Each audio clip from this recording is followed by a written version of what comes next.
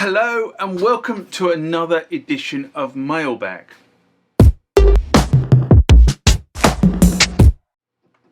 What is Mailbag? Well, Mailbag is a feature of the channel where you guys leave lots of comments on the channel and I attempt to answer those comments, or if I can't answer those comments, I throw it out to you guys who have more knowledge on some of this stuff than I do. So let's get into the first mailbag of this session.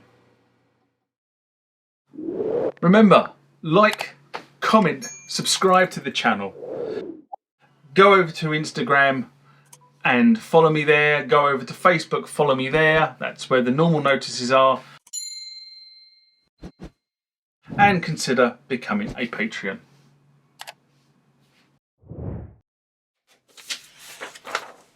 Next comment or question comes from Diddy Drum. I think I've got that right. And this was in response to, can the Oasis Kronos replace a door? A video I did in January 2021. And Diddy Down writes, for one, the AKAI's new MPCs have air effects built into the units. We all know those same effects that were in Pro Tools industry standard and are still sold with them are probably the best. But can get the job done. These companies have been telling us for years now that their units are good enough for post and final production, but because the industry standard thing, we are always led to believe they are not. Basically, if something sounds good, I mean sonically good, and everything you won't know, and everything else, you won't know whether it was made on or with ultra fax doors or hardware. Doors just give you more variety to work with. That was a bit fragmented, I have to be honest, so I'm going to just sort of kind of paraphrase where I was coming from with this. So what I basically said is, you know, in a lot of these, the way I tend to use my Oasis and Kronos is I kind of rough stuff I'm doing out in the Oasis and Kronos. I don't necessarily use it, but then I drop all the tracks out of the Oasis and Kronos into a DAW, and I tend to then use the DAW. Now, I was a Pro Tools user, but Pro Tools is just far too complicated for the stuff I do, so I've kind of moved into Logic now, which I find far more flexible for what I'm doing and the infrequency that I'm actually writing stuff over the last couple of years. As you know, I've been ill last year, a lot of brain fog resulting from that illness, which has really sort of hampered my ability to play, which is why I'm sort of going back. I've been going back and training my fingers again and going that way. So that was kind of my question. Now, Air was owned by the same company, owned by Avid. I don't know whether it still is owned by Avid, but it was owned by Avid at one point. So, you know, that's why it was part of the Pro Tools package, if you like. You got that almost for free at one point. Anyway, that was great feedback. As you say, Air Effects touted by Pro Tools as being the best, but that was probably because they owned it.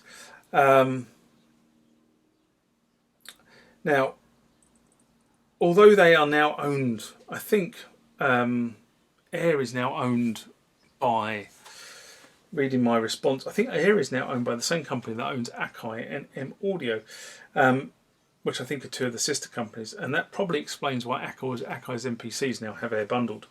As I said, DAWs give you far more broader range of capabilities in terms of mastering than you get with a specific device. A specific device like the Oasis, like the Kronos, like the AKAI MPC, they work in a certain way. And because they work in a certain way, that's the how it will produce music, not necessarily how you want to produce music, but they are very, very good tools for being able to rough the track out, being able to get the timing where things need to slot in, when, you know, where you want to have fills, that sort of stuff. Very, very good tools for doing that, getting that basic track down and then mastering it in something else.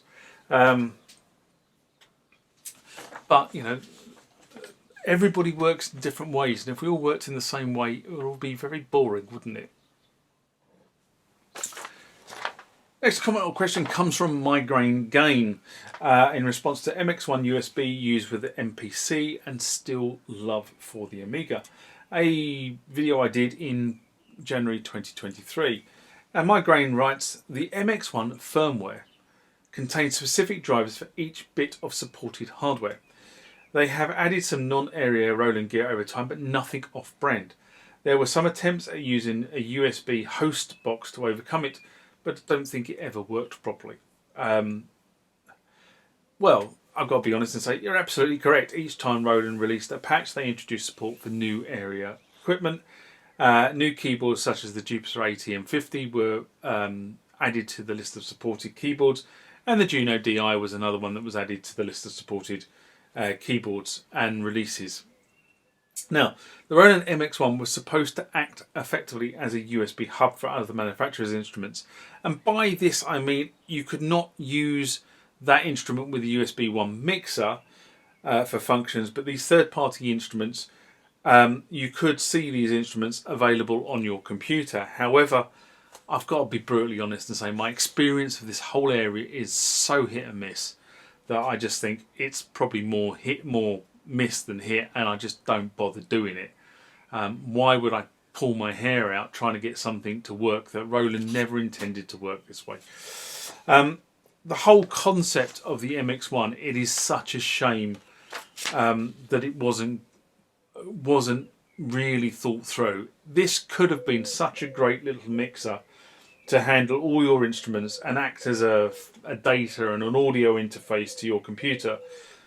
But the release of the product quickly outstripped the release of product quickly outstripped the MX-1's capabilities, ability to support, and Roland have just kind of given up, and they've dropped support for it.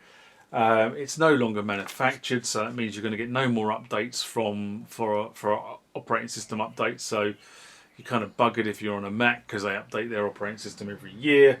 And I've never seen any inkling from Roland that they're thinking about an MX2 or MX1 Plus or an MX mixer that can actually deal with the product range as it currently stands, and all legacy products as well. And I think, Roland, that is such a shame.